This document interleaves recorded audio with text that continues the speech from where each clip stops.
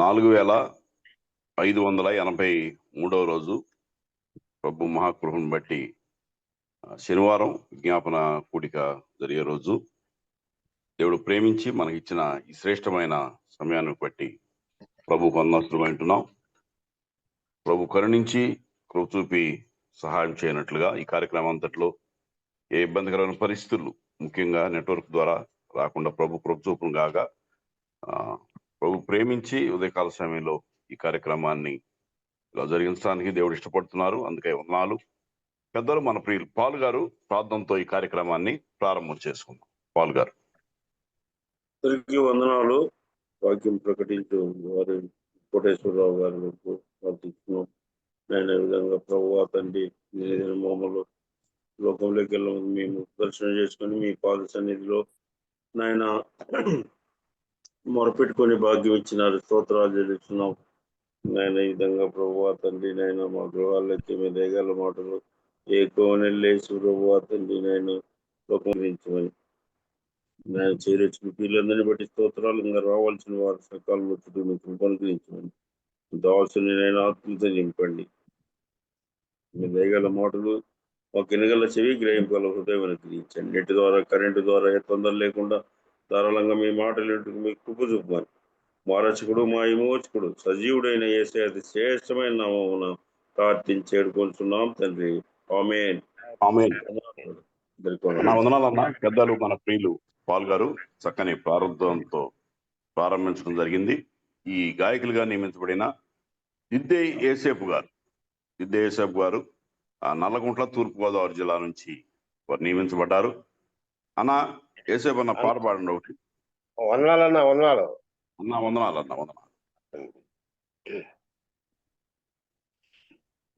సమయంలో పాట పాడుకుందాం. ఆకాశమా సెవియొగ్గుమా, భూమండలమా నా మాట వినుమా. ఆకాశ మండలమా సెవియొగ్గుమా, భూమండలమా నా మాట వినుమా. భూమండలమా నా మాట వినుమా. నా ఉపదేశం వానవలే కురియును, నా వాక్యము మంచు వలె నుండును. నా ఉపదేశం వానవలే కురియును, నా వాక్యము మంచు వలె నుండును. లేత గడ్డి మీద పడు చినుకు వలె నుండును, లేత గడ్డి మీద పడు చినుకు వలె నుండును. ఆకాశ మండలమా సెవియొగ్గుమా, భూమండలమా నా మాట వినుమా. ఆకాశమా సెవియొగ్గుమా, భూమండలమా నా మాట వినుమా. నేను యెహోవా నామమును ప్రకటించెదను, మన దేవుని కొనియాడుడి. నేను యెహోవా నామమును ప్రకటించెదను, మన దేవుని కొనియాడుడి. ఆయన కార్యములు సంపూర్ణము, ఆయనే మనకు ఆశ్రయము. ఆయన కార్యములు సంపూర్ణము, ఆయనే మనకు ఆశ్రయము. ఆకాశ మండలమా సెవియొగ్గుమా, భూమండలమా నా మాట వినుమా. ఆకాశమా సెవియొగ్గుమా, భూమండలమా నా మాట వినుమా. పక్షిరాజు తన పిల్లలపై అల్లాడుతున్నట్లుగా, తన రెక్కల మీద వాటిని మోయుతూ ఉన్నట్లుగా. పక్షిరాజు తన పిల్లలపై అల్లాడుతున్నట్లుగా, తన రెక్కల మీద వాటిని మోయుచూ ఉన్నట్లుగా.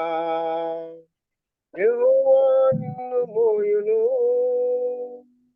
ఆయనే మనకు ఆశ్రయము. యెహోవా నిన్ను మోయును, ఆయనే మనకు ఆశ్రయము. ఆయనే మనకు ఆశ్రయము. ఆకాశమా సెవియొగ్గుమా, భూమండలమా నా మాట వినుమా. ఆకాశ మండలమా సెవియొగ్గుమా, భూమండలమా నా మాట వినుమా. వందనాలండి. లీడర్ అన్నా గారు వందనాలు. వందనాలు. వందనాలు అన్న. చక్కని కీర్తన పాడి దేవుని నామాన్ని మహింపరచడానికి దేవుడు ఇష్టపడ్డారు. అన్నా వందనాలు. ప్రార్థనలో వాక్యానికి సిద్ధంగా ఉన్నారు దేవుని దాసులు. ఆకిపోగు యేసేపు గారు ప్రార్థన చేయవలసిందిగా కోరుతున్నాం. ఆకిపోగు యేసేపు గారు ప్రార్థన చేసుకుందాం. చేయన్న. ప్రేమగల తండ్రి, పరిశుద్ధుడు అయిన మా గొప్ప దేవ, మహోన్నతుడా, సర్వాధికారి, సర్వశక్తిమంతుడా, దేవదూతల చేత కొనియాడబడుచున్న మా ప్రభువా,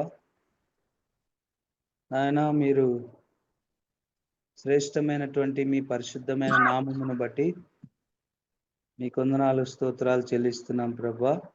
మాకిచ్చిన గొప్ప రక్షణకై స్తోత్రాలు చెల్లిస్తున్నాం. మా ప్రభువైన యేసుక్రీస్తు వారి శ్రేష్టమైన నామమున మేము ఎంతగానో స్తుతించి గణపరుస్తున్నాం.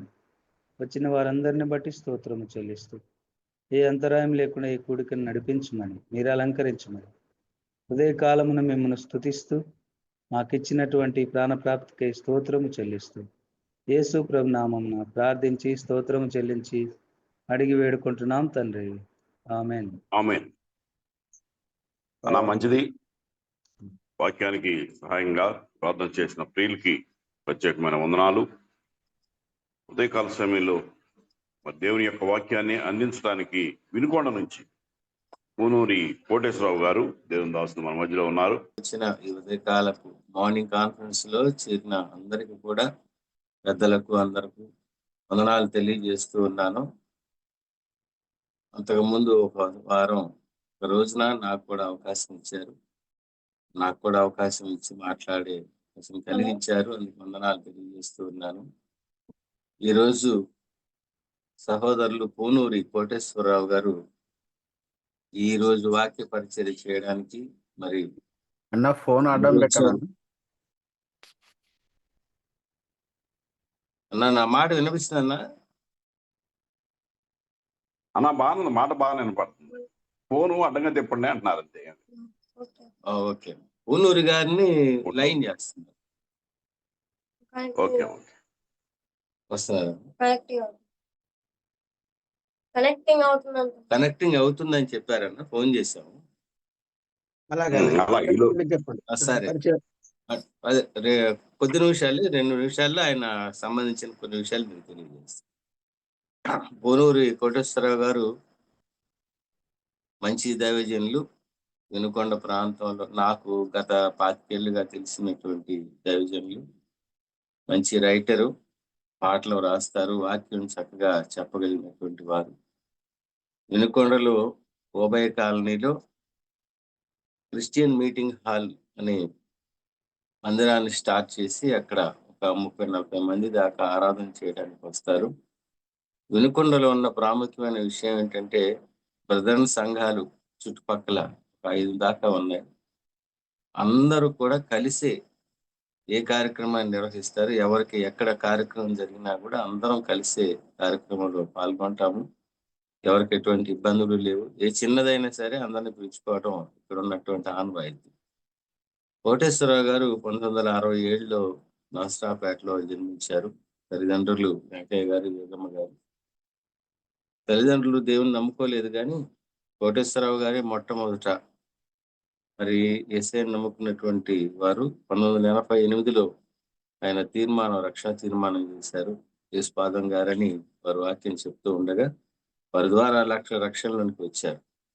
ఆ తదుపరి ఆయన నర్సరావుపేటకు చెందిన జిఆర్ ప్రకాష్ గారని చాలా మందికి తెలిసిన ఆయన వేద పదం అనే బైబిల్ మరి సంబంధించినటువంటి పుస్తకాలు రచించినటువంటి గొప్ప రైటర్ ఆయన. మంచి వాక్యోపదేశకులు, దేవుని సేవకులు. వారి ద్వారా బ్రదర్ సంఘాల్లోకి రావటం, బ్రదర్ సంఘ సిద్ధాంతాలను మరి ఆకలింపు చేసుకొని మరి అక్కడ బ్రాదర్ల సంఘాల్లో ఆయన ఎక్కువగా పరిచయం చేయటం జరిగింది. ఆ తదుపరి ఆరేపల్లి ముప్పాళ్ళ వినుకొండ దగ్గరలో ఉన్నటువంటి ఆరేపల్లి ముప్పాళ్ళ గ్రామంలో చానాళ్ళు దైవ సేవ చేశారు. అక్కడ వాక్యోపదేశకునిగా సంఘ సేవకునిగా పరిచర్య చేయటం జరిగింది. ఆ తర్వాత ఆయన ఎంతో మరి నామకార్థ జీవితంలో ఉన్నటువంటి తల్లిదండ్రులని మరి బంధువుల్ని అందరినీ కూడా దేవుళ్ళకి రక్షణలోకి నడిపించడం ఆయన చేసినటువంటి విషయం. ఆయన ఎంఏ పొలిటికల్ సైన్స్ చదువుకున్నారు. తర్వాత ఉద్యోగ రీత్యా చిన్న చిన్న ప్రైవేట్ లెక్చరర్ గాను టీచర్గా పనిచేశారు. ఆయన దేవుని పని ఒక పక్క చేస్తూనే బ్రతుకు తెరువు కోసం మరి పేదలు గనుక నిరుపేదలు గనుక ఒక పక్క పని చేస్తూనే దేవుని పని చేస్తూ కొనసాగుతూ ఉన్నారు.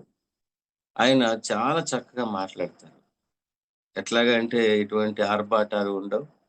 వాక్యాన్ని సరిగా విభజించి మాట్లాడటంలో నేర్పరి మేము ఎన్నో సంఘాల్లో కలిసి పరిచర్య చేశాం. వినుకొండ ప్రాంతీయ సంఘాలైనటువంటి ఎఫ్రాయిం చర్చెస్ సంబంధించిన పెద్దలు జనపోగు డాక్టర్ ఎలీషా బాబు గారు వారైతే మరి అన్నగా కోటేశ్వరరావు గారిని ఎన్నో సంఘాల్లో పరిచర్యకి పిలుస్తూ ఉన్నారు. చక్కగా వాడబడుతూ ఉన్నారు. వారితో పాటు మేము కూడా జతపని వారముగా పొనూరి కోటేశ్వరరావు గారు ఇక్కడ ఉన్నట్టు కొంతమంది సహోదరులు మన చిరదల అబ్రహాం గారు, వెల్లటూరు బాబు గారు, ఇంకా కొంతమంది సేవకులు అందరం కలిసి వజ్రగిరి విజయవర్ధన్ ఇలాంటి వారందరం కలిసి క్రైస్ట్ గాస్పెల్ టీమ్ అనే టీం ద్వారా అనేక ప్రాంతాల్లో వాక్య పరిచర్య చేయడానికి వెళుతూ ఉన్నాం. మాలో ముఖ్యంగా ఎక్కువగా బాగా బైబిల్ స్టడీ చేసి చక్కగా వివరించగలిగినటువంటి వ్యక్తి పూనూరి కోటేశ్వరరావు గారు. వీరు రక్షింపబడినది మొదలుకొని నేటి వరకు సాక్ష్యాన్ని కాపాడుకుంటూ అనేక సంఘాల్లో వాక్య పరిచర్య చేస్తూ సంఘాన్ని ఉజ్జీంపజేస్తూ ఉన్నారు. సంఘాలను ఉజ్జీంపజేస్తూ ఉన్నారు.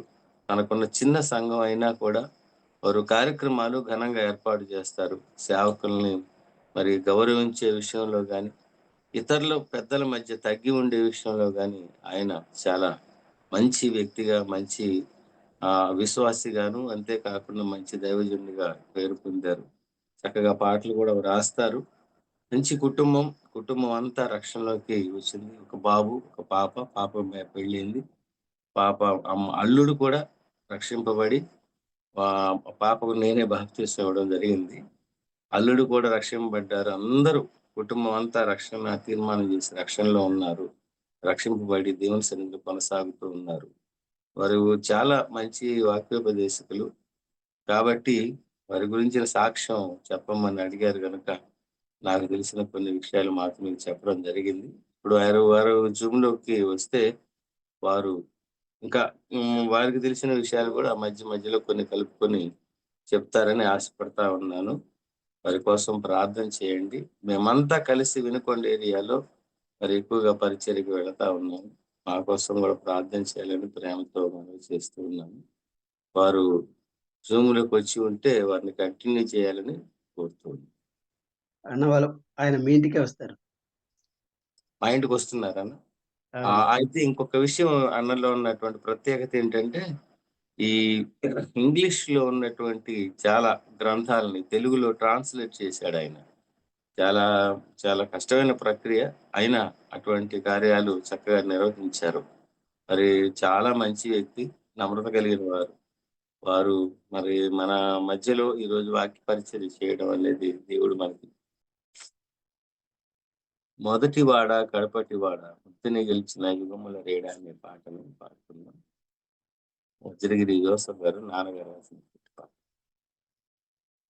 మొదటి వాడ కడపటి వాడ మృతిని గెలిచిన యుగముల రేడా, మొదటి వాడ కడపటి వాడ మృతిని గెలిచిన యుగముల రేడా, నిన్న నేడు నీ ఒకటే రీతిగా, నిన్న నేడు నీ ఒకటే రీతిగా ఉన్నవాడవు ఉండబోదు, ఉన్నవాడవు ఉండబోదు, మొదటి వాడా కడపటి వాడా, వృతిని గెల్చిన యుగముల రేడా, ఆదియంతముల్ లేనివాడా, భూమి ఆకాశముల్ చేసిన ఘనుడా, ఆదియంతముల్ లేనివాడా, భూమి ఆకాశముల్ చేసిన ఘనుడా, సృష్టికర్తవు స్థితిలయకర్తవు, సృష్టికర్తవు స్థితిలయకర్తవు, సర్వశక్తుడా సర్వజ్ఞుడా, సర్వశక్తుడా సర్వజ్ఞుడా, మొదటి వాడా కడపటి వాడా, వృతిని గెల్చిన యుగముల రేడా. అన్నా వందనాలు అన్నా. వందనాలు అందరికి వందనాలు అన్న. సారీ వందనాలు అన్నా. ఇంటరప్షన్ అన్న, వెరీ సారీ అన్నా, కంటిన్యూ చేయండి అన్న, వాక్యం కంటిన్యూ చేయండి. అన్న. Okay. అన్న నా పేరు పొన్నూరి కోటేశ్వరరావు, మాది స్వగ్రామం నర్సరావుపేట. నేను 1967 సంవత్సరంలో మరి తల్లిదండ్రులు పూనూరు వెంకయ్య యోగముకి జన్మించాను. మా పూర్వీకులంతా కూడా హైందవ ఆచారాలను పాటించే కుటుంబాలే. ఎస్సీ కుటుంబాలైనా ప్రభువుని రక్షకునిగా అంగీకరించిన కుటుంబాలు కావు. మా కుటుంబంలో మొట్టమొదటిగా ప్రభువుని అంగీకరించిన వ్యక్తిని నేనే. దేవుని కృపను బట్టి ఎంఏ వరకు చదువుతున్నాను. నేను 1988 ఏప్రిల్ 11వ తేదీన యేసు ప్రభువాన్ని నా సొంత రక్షకునిగా అంగీకరించడం జరిగింది. చిన్నప్పటి నుంచి వాక్యం తెలుసు కానీ కొద్దిగా మా వీధిలో ఒక ముసలాయన ఉండేవాడు, ఆయన దగ్గరికి వెళ్తూ ఉండేవాడిని. ఆయనతో పాటు ఆ మీటింగులకు అట్లా వెళ్తా వాక్యం చదవటం బాగా అలవాటైంది. రెఫరెన్స్లు బాగా చదువుకునేవాడిని, తెలిసింది. ఒకసారి మా వీధిలో యేసుపాదం గారిని ఒక దేవుని సేవకుడు ఒక కుటుంబ ప్రార్థన పెట్టినప్పుడు అక్కడ మార్కు సువార్త 5వ అధ్యాయం సేనా దయ్యాలు పెట్టిన వ్యక్తిని గురించి వాక్యం చెబుతూ చివరిలో ఒక మాట అన్నాడు. యేసు ప్రభువారు 2000 పందులు చనిపోవటానికి ఇష్టపడ్డాడు, కానీ ఒక మనిషి నశించి నరకానికి పోవటం ఆయనకి ఇష్టం లేదనే మాట నా హృదయాన్ని తాకింది. అప్పటి నుంచి నేను ఆయన యొద్దకు వెళుతూ ఉన్నాను. అలాగే దేవుని వాక్యం వింటూ యేసు ప్రభువారిని నా సొంత రక్షకునిగా అక్కడనే అంగీకరించడం జరిగింది. అది ఒక ఫెలోషిప్. అక్కడనే 10 సంవత్సరాలు ఆ సహవాసంలో కొనసాగాను. ఆ తర్వాత దేవుని సేవకులు జిఆర్ ప్రకాష్ గారని చాలా మంచి వాక్యం ఎరిగిన దేవుని సేవకులు, ప్రధాన సహవాసులు ఉన్న వ్యక్తి. నాకు ఆయనతో బాగా 1988 సంవత్సరం నుంచే పరిచయం ఉంది. ఆయనతో తరచుగా మాట్లాడుతూ ఉండటం వల్ల దేవుని వాక్యాన్ని గురించి, సత్యాన్ని గురించి తెలుసుకోవడం జరిగింది. అందుని బట్టి నేను ఆ సహవాసాన్ని విడిచిపెట్టి మరి ఈ సంఘ సత్యంలోనికి, సహవాసంలోనికి రావడం జరిగింది. అలాగా దేవుని వాక్యంలో కొనసాగుతూ ఉన్నాను.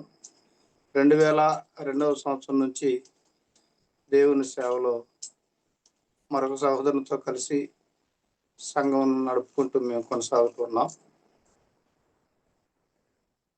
ఒక విషయం నాలో ఏంటంటే, యేసు ప్రభువును అంగీకరించిన తర్వాత నాలో ఒక తీవ్రమైనటువంటి ఒక కలవరం ప్రారంభమైంది. నేను ఎస్సీగా చదువుకున్నాను. యేసు ప్రభువుని నమ్ముకుంటే నేను క్రిస్టియన్ కదా, ఇంక ఎస్సీ ఎలా అవుతాను అని చెప్పి కొన్ని నెలలు నాలో పోరాటం కొనసాగింది.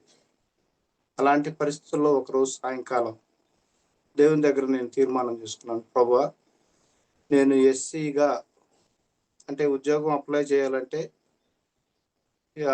రిలీజన్ కాడ హిందూ అని రాయాలి. అది నాకెందుకో చాలా బాధ అనిపించింది ఆ రోజుల్లో. ప్రభు దగ్గర తీర్మానం చేసుకున్నాను, ప్రభువా ఎస్సీగా నేను గవర్నమెంట్ ఉద్యోగం కొరకు ప్రయత్నం చేయను, గవర్నమెంట్ ఉద్యోగం అని ప్రభు దగ్గర తీర్మానం చేసుకున్నాను. అప్పుడు నాకు నెమ్మది కలిగింది. అప్పటి నుంచి ఇప్పటి వరకు ఎలాంటి గవర్నమెంట్ ఉద్యోగాల కొరకు నేను ప్రయత్నం చేయలేదు. అలాగా దేవుని కొరకు దేవుని సేవ చేయాలని తీర్మానం చేసుకున్నప్పుడే 2002 నుంచి మరొక సహోదరితో కలిసి సేవ చేస్తూ ఉన్నాం. ఆ తర్వాత 2005 సంవత్సరంలో మరి ఆరేపల్లి ముప్పాళ్ళ అనే గ్రామంలోకి ఆ సంఘస్థులు ఆహ్వానించినప్పుడు కుటుంబంతో వెళ్ళి అక్కడ ఒక 5 సంవత్సరాలు దేవుని సేవ చేయడం జరిగింది. ఆ తర్వాత 2010లో అది కట్టబడిన సంఘంలో కాదు ప్రభువా, నాకు నేను సొంతగా పరిచయం ప్రారంభించుకోవాలి అని 9 నెలలు ప్రార్థన చేసి ప్రభు చిత్తానుసారంగా 2010 జూన్ 13న వినుకొండ వచ్చి దేవుని పరిచర్య చేస్తున్నాం. చిన్న గుంపును దేవుడిచ్చాడు, పరిశుద్ధుల్ని. ఎక్కడ ఉన్నటువంటి జెన్నిపోగు ఎలిషా బాబు గారు, అలాగే డాక్టర్ వజరగిరి మరి జస్టిస్ గారు, వీరితో కలిసి దేవుని సేవ చేస్తున్నాను. 2011 నుండి 16 సంవత్సరం వరకు పరమాజీవం అనే ఒక ద్విమాస పత్రికను కూడా నేను నడపడం జరిగింది దేవుని కృపను బట్టి. ఆ తర్వాత దాన్ని కొనసాగించలేకపోయాను. ఆ తర్వాత ఒక క్రైస్తవ సంస్థ వారు కొన్ని పుస్తకాలు తెలుగులోకి, ఇంగ్లీష్లో నుండి తెలుగులోకి అనువాదం చేయడానికి కూడా ప్రభు సహాయం చేశాడు. ఈ విధంగా నేను దేవుని పరిచర్లో కొనసాగుతున్నాను. నాకు భార్య, 2 పిల్లలు, మరొక మా తమ్ముడి పిల్లలు, వారిద్దరు కూడా చనిపోయారు. వారి పిల్లలు కూడా మాతోనే ఉంటారు, 4 పిల్లలు. మరి మా కొరకు, మా సంఘ పరిచర్య కొరకు ప్రార్థన చేయవలసిందిగా అందరినీ కోరుతున్నాను. మంచిది బ్రదర్, దేవుని వాక్యాన్ని మనం చదువుకుందాం. పరమగీతం 3వ అధ్యాయం 7వ వచనం. పరమగీతము గ్రంథం 3వ అధ్యాయం 7వ వచనాన్ని చదువుకుందాం. పరమగీతము గ్రంథం పుస్తకం నుండి 3వ అధ్యాయము 7వ వచనం. ఇదిగో సొలొమోను పల్లకి వచ్చుచున్నది, 60 మంది శూరులు దానికి పరివారము, వారు ఇశ్రాయేలీయులలో పరాక్రమశాలులు, వారందరూ ఖడ్గదారులు, యుద్ధ వీరులు. ప్రార్థన చేసుకుందాం. ప్రేమ కలిగిన మా పరమ తండ్రి, పరిశుద్ధులకు దేవా, మీకు స్తోత్రాలు చెల్లిస్తున్నాం. ఉదయకాలం మీరు మమ్మల్ని ప్రేమించి ఇచ్చిన ఈ దివ్యమైన సావాసం కొరకై స్తోత్రాలు చెల్లిస్తున్నాం. నాయన, కూడి వచ్చిన ప్రతి మీ దాసుని బట్టి స్తుతిస్తున్నాం. కొద్ది సమయం ప్రభువా నీ లేఖనాన్ని ధ్యానించుకోవటానికి మీ ఆత్మ సహాయం మాకు దయచేయమని యేసు క్రీస్తు ప్రభు నామములో ప్రార్థించి వేడుకుంటున్నాం తండ్రి, ఆమేన్. ప్రియమైన సహోదరులారా, ఈ లేఖన భాగం మనందరికీ బాగా తెలిసిన భాగం. చాలాసార్లు బోధించుంటాం, వినుంటాం. సొలొమోను ఇశ్రాయేలు ప్రజలకు 40 సంవత్సరాలు రాజుగా పరిపాలన చేశాడు. మంచి జ్ఞానవంతుడు, మనందరికీ తెలిసిన విషయం ఇదంతా.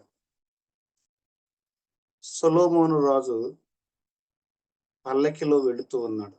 పల్లకి అంటే అందులో రాజుగారు కూర్చుంటే దాన్ని కొంతమంది మోసుకుంటూ వెళుతూ ఉంటారు,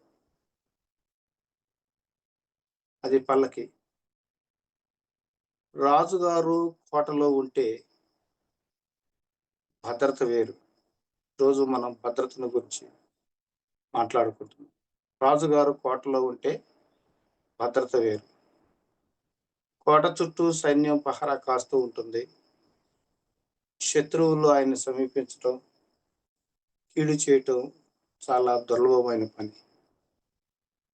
కొన్ని వేల మంది, లక్షల మంది సైనికులు ఆ కోట చుట్టూ, ఆ ప్రాంగణం చుట్టూ ఉంటూ ఉంటారు కనుక రాజుగారికి క్షేమం, భద్రత ఉంటుంది. కానీ ఇప్పుడు ఆయన కోటలో లేడు, ప్రయాణం చేస్తున్నాడు కాబోలు, పల్లకీలో ప్రయాణం చేస్తూ ఉన్నాడు. దాన్ని కొందరు మోస్తూ వెళుతూ ఉన్నారు. పల్లకి అంటే ఈ రోజుల్లో లాగా వాహనాలు లేవు గనుక రాజుగారిని పల్లకిలో కూర్చోబెట్టుకుని, రథాలు ఉన్నాయి కానీ ఎందుకో పల్లకిలో కూర్చోబెట్టుకుని ఆయన్ని మోసుకుంటూ వెళుతూ ఉన్నారు. వాళ్ళు 8వ వచనం చదివితే రాత్రి వేళ ప్రయాణం చేస్తున్నారు. 8వ వచనంలో రాత్రి భయం చేత వారు ఖడ్గము ధరించి వచ్చుచున్నారు అని వ్రాయబడింది.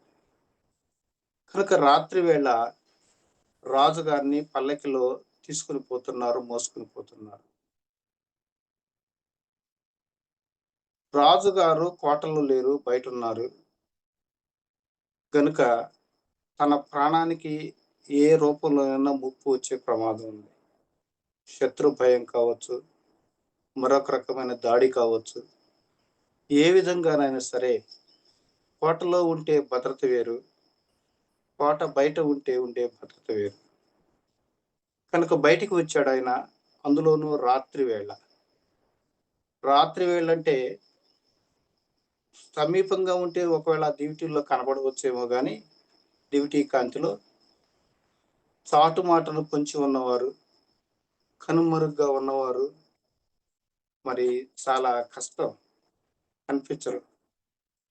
గనుక అలాంటి పరిస్థితుల్లో రాజుగారు ప్రయాణం చేస్తున్నారు.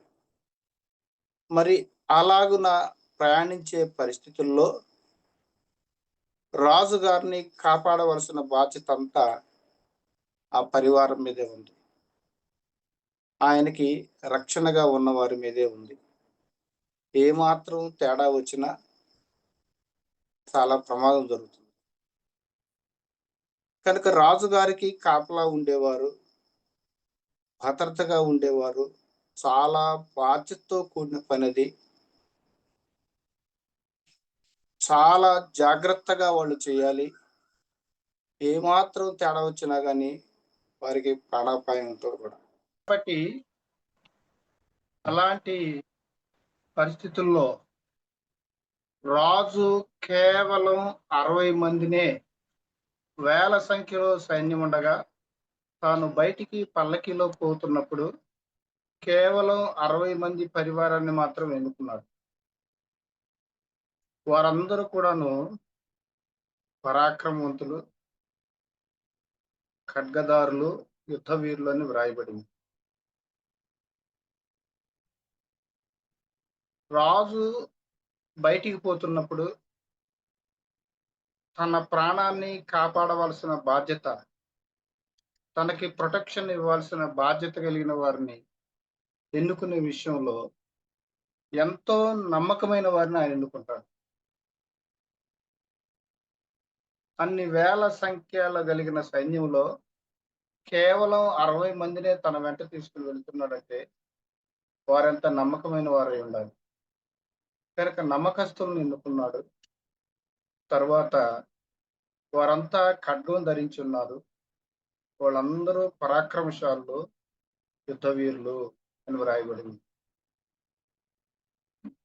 ఈ భాగంలో నుండి మనం ఆత్మీయ సత్యాలను నేర్చుకుంటే సొలొమోను మన ప్రభువైన యేసుక్రీస్తునకు సాదృశ్యంగా ఉన్నాడు.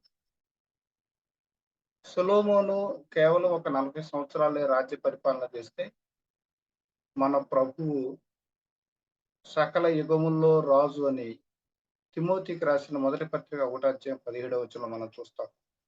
ఆయన సకల యుగముల్లో రాజు అయ్యుండి అనే మాట మనకు కనబడుతుంది. సొలొమోను కేవలం 40 సంవత్సరాలు పరిపాలన చేశాడు. కానీ మన ప్రభు రాజులకు రాజు, ప్రభులకు ప్రభు. ఆయన సకల యుగముల్లోనూ రాజుగా ఉన్నవాడు. సొలొమోను అను మాటకు సమాధానం అని అర్థం. సొలొమోను అను మాటకు సమాధానం అని అర్థం. మన ప్రభు అయిన యేసుక్రీస్తు కూడా ఆయన సమాధానకర్త, సమాధానం ఇచ్చేవాడు. ఒకసారి ఎఫెసీయులకు రాసిన పత్రిక 2వ అధ్యాయం మనం చూస్తే, ఎఫెసీయులకు రాసిన పత్రిక 2వ అధ్యాయం మనం గనక చూస్తే 14వ వచనంలో, ఆయన మన సమాధానమయ్యుండి మీకును మాకును ఉండిన ద్వేషమును, అనగా విధి రూపకమైన ఆజ్ఞలు గల ధర్మశాస్త్రమును తన శరీరమందు కొట్టివేయుట చేత మధ్య గోడను పడగొట్టి మన ఉభయులను ఏకము చేసెను. జన్మతః యూదులుగా ఉన్న వారికి అన్యులైన మనలకు అడ్డుగోడ ఉంది.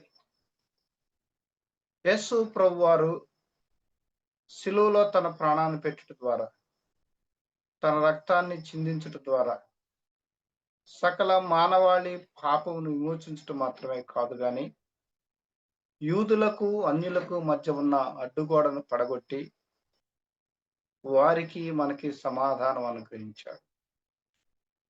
మొదట దేవునికి మనకి సమాధానం అనుగ్రహించాడు. రోమపత్రిక 5వ అధ్యాయం మనం చూస్తాం. ఏలయనగా మనము శత్రువులమై ఉండగా, మనము భక్తిహీనులమై ఉండగా, మనం పాపులమై ఉండగా క్రీస్తు మన కొరకు యుక్తకాలమును చనిపోయాడు. పాపమును బట్టి దేవునితో మనం శత్రువులుగా ఉన్నాం. అలాంటి శత్రుత్వము దేవునితో మనకున్నప్పుడు యేసు క్రీస్తు ప్రభువారు శిలువలో మరణించి రక్తం చిందించడం ద్వారా దేవునితో మనకున్న శత్రుత్వాన్ని సంహరించాడు. దేవునితో మనకు సమాధానం అనుగ్రహించాడు. యూదులకు మనకు ఉన్న అడ్డుగోడను పడగొట్టాడు. మనలను ఏకం చేశాడు. కనుక ఆయనే మనకు సమాధాన కారకుడు. ఆయనే మన సమాధానం. మన హృదయాల్లో నెమ్మదిని, సమాధానాన్ని ఇచ్చినవాడు. దేవునితో మనకు సమాధానం ఇచ్చినవాడు. యూదులతో మనకు సమాధానం అనుగ్రహించినవాడు. ఏక పురుషునిగా చేసినవాడు. కనుక యేసు ప్రభువారే మనకు సమాధానము. సొలొమోను కేవలం కొద్ది మందిని నమ్మి తన కాపాడే బాధ్యతను అప్పగించినట్లుగా యేసు ప్రభువారు కూడాను తన పరిచర్యను, తనను ఈ లోకంలో ప్రకటించే బాధ్యతను కొందరికి అప్పగించాడు. పౌలు అంటాడు, తిమోతికి రాసిన మొదటి పత్రిక 1వ అధ్యాయం 12వ వచనంలో ఆయన ఒక మాట అంటాడు. తిమోతికి రాసిన మొదటి పత్రిక 1వ అధ్యాయం 12వ వచనంలో, పూర్వము దూషకుడను, హింసకుడను, హానికరుడునైన నన్ను తన పరిచర్యకు నియమించి నమ్మకమైన వానిగా ఎంచినందుకు నన్ను బలపరిచిన మన ప్రభు అయిన క్రీస్తు యేసుకు కృతజ్ఞుడనై ఉన్నాను. ఒకప్పుడు పౌలు ఎలాంటి వాడు? దోషకుడు, హింసకుడు, హానికరుడు, సంఘాన్ని హింసించిన వాడు, విశ్వాసులను చెరలో వేయించిన వాడు, స్టెఫను హత్యకు సాక్షిగా ఉన్నవాడు. అలాంటి వ్యక్తిని యేసు ప్రభువారు నమ్మాడు. నమ్మి తన పరిచర్య బాధ్యతను, తను ఈ లోకంలో ప్రకటించే బాధ్యతను, ఒక బహు క్లిష్టమైన బాధ్యతను పౌలు భుజస్కంధాల మీద ఉంచాడు. నన్ను నమ్మాడు అని పౌలు తెలియజేస్తున్నాడు. ఇది ఎలా ఉంటదంటే ఒక దొంగ చేతికి తాళాలు ఇచ్చినట్లుగా ఉంటది. వాస్తవానికి మనం ఇంట్లో పనిచేసే వాళ్ళనే మనం నమ్మం. మనం ఊరెళుతూ వాళ్ళ ఇంటికి బీరువా తాళాలు ఇవ్వగలమా? ఇవ్వలేం. ఎందుకంటే వారిని మనం నమ్మలేం కనుక. కానీ మన ప్రభు నమ్మాడు. సంఘాన్ని హింసించిన వ్యక్తిని, ఆయన్ని దూషించిన వ్యక్తిని, హానికరుని నమ్మి తన గొప్ప బాధ్యతను, పరిచర్య బాధ్యతను పౌలుకు అప్పగించాడు. అంతేకాదు, ఈ రోజున దేవుని సేవ చేస్తున్న మనందరినీ కూడా ఆయన ఎంతగానో నమ్మాడు. నమ్మి ఆయన్ని ప్రకటించే బాధ్యతను మనకు అప్పగించాడు. కనుక దేవుడు మన మీద ఉంచిన నమ్మకాన్ని మనం కాపాడుకునే వారంగా ఉండాలి. ఆయన మనల్ని నమ్మి ఈ లోకంలో తనని ప్రకటించే బాధ్యతను, తనను చూపించే బాధ్యతను మనకు అప్పగించాడు. తిమోతి పత్రిక మొదటి పత్రిక 3వ అధ్యాయం 15వ వచనం చివరిలో ఒక మాట ఉంటుంది. ఆ సంఘము సత్యమునకు స్తంభమును ఆధారమునై ఉన్నది. ఆ సంఘము సత్యమునకు స్తంభమును ఆధారమునై ఉన్నది. అంటే సంఘము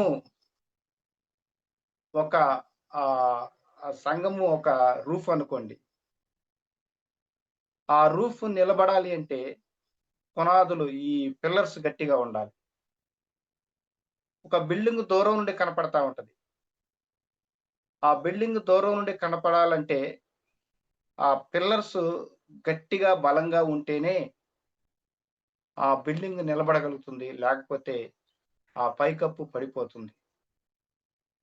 అలాగే యేసుక్రీస్తుని ఈ లోకంలో మనం చూపించటానికి పల్లకీలో సొలొమోను ప్రయాణం చేస్తున్నాడంటే బహుశా ఆయన ప్రజలను చూడటానికి వెళ్ళాడేమో, లేక ఎక్కడికి వెళుతున్నాడేమో.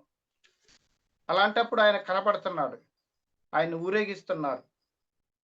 అలాగే ఈ లోకంలో మనం కూడా యేసుక్రీస్తును లోకానికి చూపించే వారంగా మనం ఉన్నాం. లోకానికి యేసుక్రీస్తును చూపించే వారంగా ఉన్నప్పుడు యేసుక్రీస్తు ప్రభు ఈ లోకానికి కనబడాలంటే పిల్లర్స్ గా ఉన్నాం, మనం బలంగా ఉండాలి. మనమే ఈ లోకంలో ఆయన్ని చూపించేవారు కనుక మనము బలంగా ఉన్నప్పుడు, మనము ఆధారంగా ఉన్న మనం స్థిరంగా ఉన్నప్పుడు యేసు ప్రభు వారు ఈ లోకంలో ప్రకటించబడతాడు, చూపించబడతాడు. ఎలా చూపించబడతాడు? మన జీవితాల ద్వారా, మన పరిచర్య ద్వారా, మన ద్వారానే ఆయన ఈ లోకంలో కనబడాలి. కనుక క్రీస్తుని కనపరిచే బాధ్యత ప్రభువారు మనకు అప్పగించాడు. మన జీవితాల ద్వారా, మన పరిచర్య ద్వారా, మనం చేసే ప్రతి పని ద్వారా ప్రభువారు ఈ లోకానికి కనిపించాలన్నది ఆయన ఉద్దేశం. అలాంటప్పుడు మనం ఎంత నమ్మకస్తులుగా ఉండాలి. మిమ్మును బట్టియే కదా అన్ని జనుల మధ్య నా నామం దూషించబడుతుంది అన్నప్పుడు ఒకసారి మనం పరిశీలన చేసుకోవాలి. దేవుని సేవ చేస్తున్నాం మనం నిజంగా ప్రభుని ఈ లోకానికి చూపించటంలో, ఈ లోకంలో ఆయన్ని ప్రకటించటంలో మనం నమ్మకంగా ఉంటున్నామా? నమ్మకంగా పనిచేస్తున్నామా?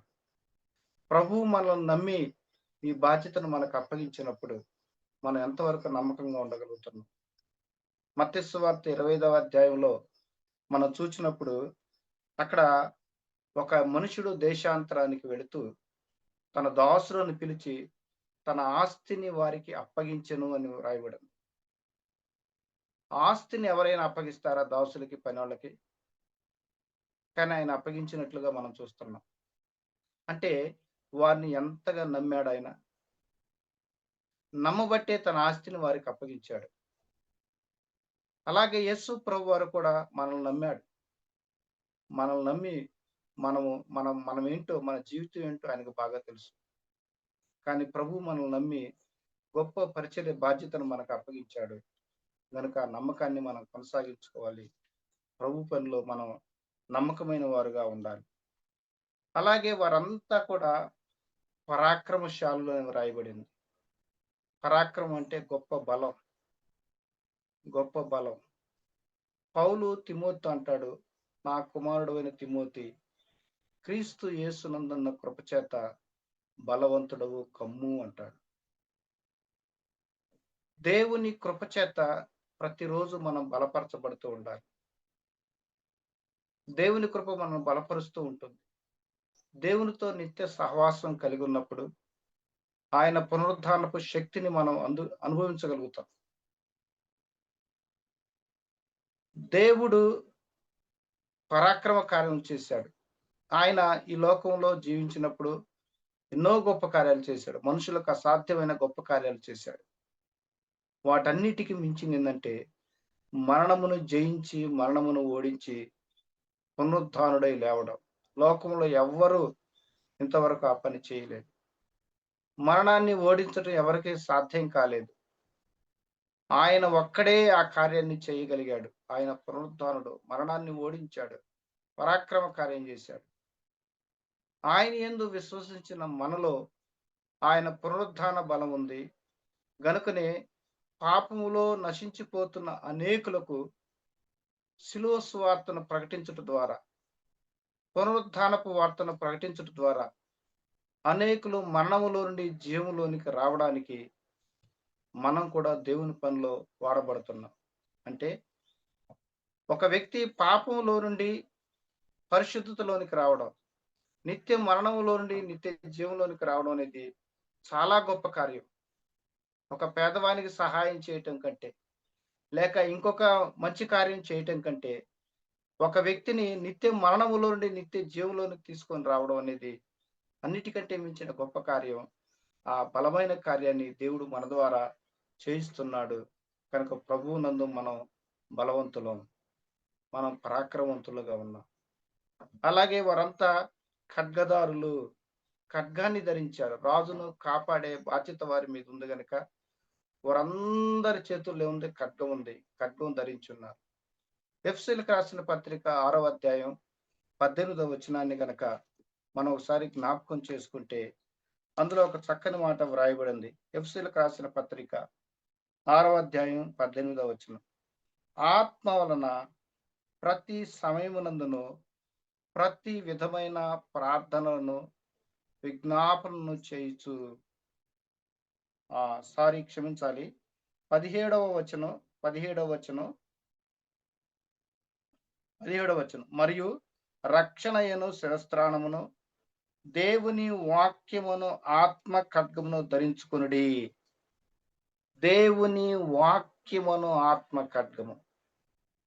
వారందరూ ఖడ్గదారులు, ఖడ్గాన్ని ధరించారు. మనం కూడా ఏ ఖడ్గాన్ని ధరించాలంటే దేవుని వాక్యం అనే ఆత్మ ఖడ్గమును ధరించాలి.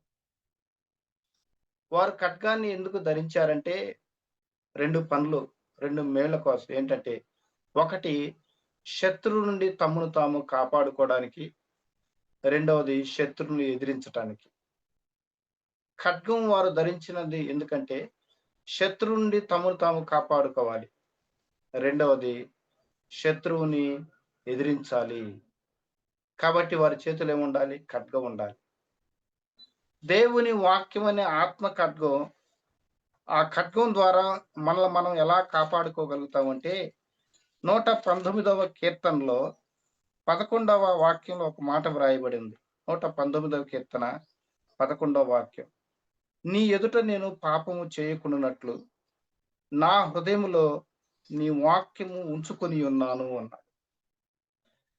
పాపము నుండి కాపాడబడటానికి, పాపం నుండి తప్పించబడటానికి, పాపంలో పడిపోకుండా మనల్ని మనం కాపాడుకోవటానికి ఉపయోగపడేది ఏంటంటే దేవుని వాక్యము.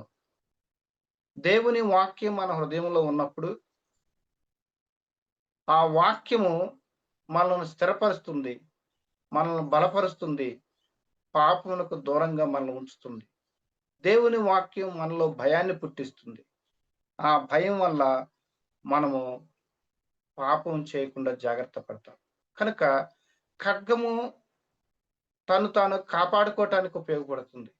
అలాగే దేవుని వాక్యం అనే ఆత్మ ఖడ్గాన్ని మనం ధరించినప్పుడు పాపమనే శత్రువు నుండి మనల్ని మనం కాపాడుకోగలుగుతాం.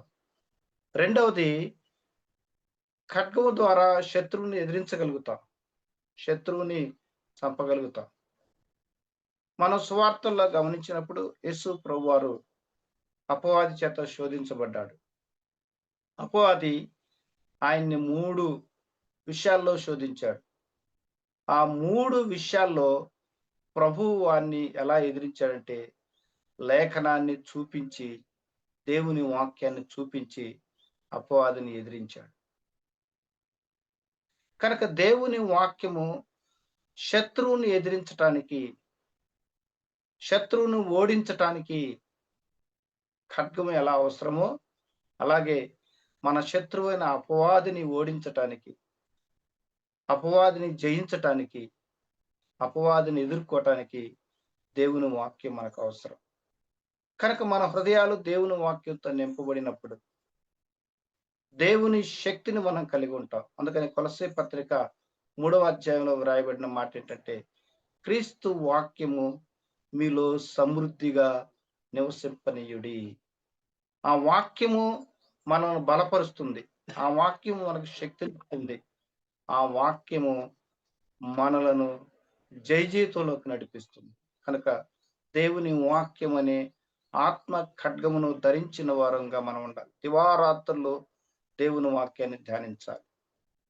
దివారాత్రులు దేవుని వాక్యంతో మనం నింపబడుతూ ఉండాలి మన హృదయాలు. కనుక మన హృదయము దేని చేత నింపబడుతుందో అదే మన నోటి నుండి బయటికి వస్తుంది. కనుక మనం దేవుని వాక్యం చేత నింపబడినప్పుడు మన నోటి నుండి దేవుని వాక్యము, దేవుని గురించిన మాటలే వస్తాయి. కాబట్టి దేవుని వాక్యం అనే ఆత్మ ఖడ్గాన్ని మనం ధరించిన వారంగా ఉండాలి. మూడవదిగా వారందరూ యుద్ధ వీరులు, యుద్ధాన్ని చేయగలిగిన వారు, యుద్ధం చేయగలిగిన వారు. శత్రువు వస్తే ఎలాంటి పరిస్థితులను ఎదుర్కొని యుద్ధం చేయగలిగినటువంటి సన్నద్ధులు వాళ్ళందరూ. దేవుని వాక్యలో మనం చూసినప్పుడు ప్రార్థన అనేది ఒక పోరాటము, యుద్ధము. కొలస్సీలకు రాసిన పత్రిక 4వ అధ్యాయంలో 12వ వచనంలో మనం ఒక మాట చూస్తాం. కొలస్సీలకు రాసిన పత్రిక 4వ అధ్యాయం 12వ వచనంలో ఎపఫ్రాను గురించి ఒక మాట వ్రాయబడింది. మీలో ఒకడును క్రీస్తు యేసు దాసుడునైన ఎపఫ్రా మీకు వందనములు చెప్పుచున్నాడు. మీరు సంపూర్ణులను, ప్రతి విషయంలో దేవుని చిత్తమును గూర్చి సంపూర్ణ ఆత్మ నిశ్చయిత గలవారినై నిలకడగా ఉండవలనని ఇతడెల్లప్పుడూ మీ కొరకు తన ప్రార్థనలో పోరాడుతున్నాడు. ప్రార్థనలో పోరాడుతున్నాడు. పోరాటం, యుద్ధం. ప్రార్థన అనేది ఒక పోరాటమే, ప్రార్థన పోరాటమే. యాకోబును గూర్చి అతడు దూతతో పోరాడి జయముందునని హోషేయ గ్రంథంలో మనం చదువుతాం. యబ్బోకు రేవు దగ్గర రాత్రంతా యాకోబు ప్రార్థన చేశాడు. నీవు నన్ను దీవించితేనే గాని నేను నిన్ను విడును అనేది ఒక పోరాటం. కనుక ప్రార్థనలో పోరాడే వారంగా ఉండాలి. యేసు ప్రభువారు గెత్సెమనే తోటలో రక్తము చెమటగా కారునంతగా వేదనతో ప్రార్థించాడు. యేసు ప్రభువారి జీవితంలో ప్రార్థన మనం చూస్తాం. ఆయన పెందల కడని లేచి ఇంకను చాలా చీకటి ఉండగానే అరణ్య ప్రదేశములకు ఏకాంతం వెళ్ళి ప్రార్థన చేశాడు. హెబ్రీ పత్రికలో మనం చదువుతూ ఆయన గూర్చి 5వ అధ్యాయంలో ఆయన శరీరధారిగా ఉన్నప్పుడు మహారోదనతోనూ వేదనతోనూ కన్నీళ్లతోనూ ప్రార్థనలు యాచనలు సమర్పించి భయభక్తులు కలిగి ఉన్నందున అంగీకరించబడినని మనం నేర్చుకుంటాం ప్రభువుని గురించి. కనుక ప్రార్థన మన జీవితంలో ఒక ముఖ్యమైన భాగం. ప్రార్థించే వారంగా ఉండాలి. ప్రార్థన ద్వారానే మనం ఏదైనా సాధించగలుగుతాం. ఒక పోరాటం, శత్రువుని ఎదిరించే గొప్ప ఆయుధాన్ని దేవుడు మనకిచ్చాడు. నిర్గమకాండ 17వ అధ్యాయంలో మనం చదువుతాం. రెఫీదీం లోయలో అమాలేకీయులు ఇశ్రాయేలు మీద దాడి చేసినప్పుడు యెహోషువ జనులను తీసుకుని వెళ్ళి ఆ కొండ కింద యుద్ధం చేస్తా ఉంటే మోషే కొండపైకి ఎక్కి చేతులు ఎత్తి ప్రార్థన చేస్తున్నాడు. మోషే చేతులు బరువెక్కి చేతులు దించినప్పుడు అమాలేకీయులు గెలుస్తున్నారు. మోషే చేతులు పైకెత్తినప్పుడు ఇశ్రాయేలు గెలుస్తున్నారు. అప్పుడు అహరోను, హూరోను వారు అతనికి సపోర్టుగా నిలబడ్డారు. ఏం జరిగింది అక్కడ? యెహోషువ అమాలేకీయులందరినీ చంపాడు. దానికి కారణం ప్రార్థన. పోరాటం. ప్రార్థనలో పోరాడాలి. ప్రార్థన ఒక పోరాటం, ఒక యుద్ధం. కనుక దైవజనులందరూ, దేవుని పిల్లలందరూ ప్రార్థించేవారుగా ఉండాలి. ప్రార్థనలో పోరాడేవారుగా ఉండాలి. సమయం అనక అసమయం అనక ప్రతి విధమైన ప్రార్థన, విజ్ఞాపన ఆత్మ ద్వారా మనం చేయాలని దేవుని గ్రంథం మనం హెచ్చరిస్తా ఉంది. ప్రార్థనకి సమయం లేదు, ప్రార్థనకి రోజు లేదు. ఎప్పుడైనా, ఎక్కడైనా, ఎలాగైనా మనం ప్రార్థన చేసుకోవచ్చు. ప్రతి విధమైన ప్రార్థన ప్రతి సమయం ముందు చేయాలని వాక్యం మనం హెచ్చరిస్తా ఉంది. ప్రార్థన ద్వారా అనేకమైన గొప్ప కార్యాలు మనం చూడగలుగుతున్నాం. మన పరిచర్లో, మన జీవితాల్లో, మన కుటుంబాల్లో. కనుక ప్రార్థన అనేది పోరాటమే, యుద్ధమే. పౌలు అంటాడు, మంచి పోరాటము పోరాడి తిని అన్నాడు. కనుక మనం ప్రార్థించే వారంగా ఉండాలి. దేవుని సేవకులమైన మనము ఎలా ఉండాలంటే, ఒకటి నమ్మకస్తులంగా ఉండాలి. ప్రభు మనల్ని నమ్మాడు. నమ్మి నమ్మకమైన ఈ పరిచయను ఆయన మనకు అప్పగించాడు. కనుక ఆయన మన మీద ఉంచిన నమ్మకాన్ని అనుదిన జీవితంలో మనం కాపాడుకుంటూ ఉండాలి. నమ్మకంతో పనిచేయాలి, జాగ్రత్తగా పనిచేయాలి, శ్రద్ధతో పనిచేయాలి, భారంతో పనిచేయాలి. ఇది చాలా బాధ్యతతో కూడుకున్న పని. మనలో ప్రతి వాడు లెక్క అప్పగించాలని రోమాపత్రిక మన 14 అధ్యాయం 12వ వచనం మనం చదువుకుంటాం. దేవుడు మనకు అప్పగించిన పని విషయంలో మనం దేవునికి లెక్క అప్పగించవలసిన వారమైంది. కాబట్టి ఇదెంతో బాధ్యతతో కూడుకున్న పని, భారంతో కూడుకున్న పని.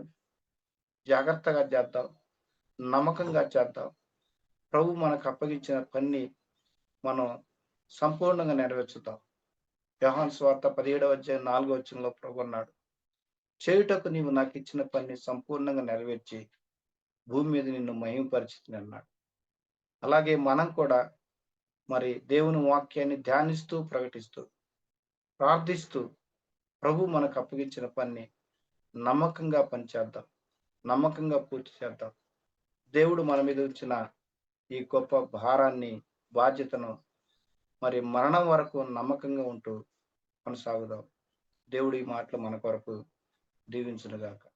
నాకు ఈ అవకాశం ఇచ్చిన సహోదరులకి, ముఖ్యంగా నన్ను పరిచయం చేసిన మరి డాక్టర్ జస్టిస్ వజర్గిరి గారికి, నన్ను ప్రేమతో ఆహ్వానించిన సహోదరులు బర్నబాస్ గారికి నా హృదయపూర్వక వందనాలు తెలియజేస్తున్నాను. వందనాలు బ్రదర్. Thank you. అన్నా వందనాలు. నా వందనాలు. వందనాలు అన్న. Thank you. చక్కని వివరణ ఇచ్చారు. థ్యాంక్ యూ అన్న. Thank you. ఈ కార్యక్రమాన్ని మంచి చక్కని వాక్య పరిచర్య జరిగించిన ప్రియులు పూనూరు కోటేశ్వరరావు గారికి, అలా గాయకులు మరి ప్రార్థన చేసిన పాలు గారికి, అందరికి కూడా ప్రత్యేకమైన వందనాలు. ముగింపు ప్రార్థన కందుకూరి ఆశీర్వాదం గారు. Okay brother. Okay okay okay వందనాలు. వందనాలు బ్రదర్. వందనాలండి. వందనాలు. ముగింపు ప్రార్థన. పరిశుద్ధ తండ్రి, కృపగలిగిన మా దేవ, మీకు వందనములు, స్తోత్రం చెల్లిస్తున్నాం. మీ ప్రియకుమారుడు, మా విమోచకుడు, రక్షకుడు, మా కొరకై కల్వరి శిలువలో రక్తధారలు కార్చి ప్రాణం బలిపెట్టి తిరిగి లేచిన ప్రభు అయిన క్రీస్తు యేసు నామములో మీకు స్తోత్రం చెల్లిస్తున్నాము. ఇంతవరకు మీ దాసుని బలపరిచారు. కృపను చూపించండి, మహిమను పొందండి. ఇలాగూ ఈ జూమ్ లో వీక్షించిన మా ప్రియులందరిని బట్టి పేరు పేరున ప్రార్థిస్తున్నాము. కృప చూపించమని మీకే వందనములు చెల్లిస్తూ మీ స్థాలకు అప్పగించుకుంటూ మహిమ, ఘనత, ప్రభావాలు మీకు ఆరోపించుకుంటూ మా ప్రాణప్రియుడగు యేసు క్రీస్తు నామమున ప్రార్థించి స్తుతించి నమ్మికతో వేడుకొనుచున్నాం పరమ తండ్రి. ఆమేన్. Okay brother. అన్నా వందనాలు. Thank you. వందనాలు బ్రదర్. దేవుని దాసులు మరి జీమామిడాడు నుంచి మన ప్రియులు ఆశీర్వాదం గారు ముగింపు ప్రార్థన చేయడానికి ప్రభు కృప చూపారు.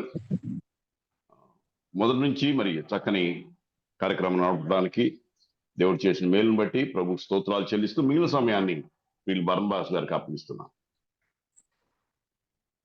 అన్న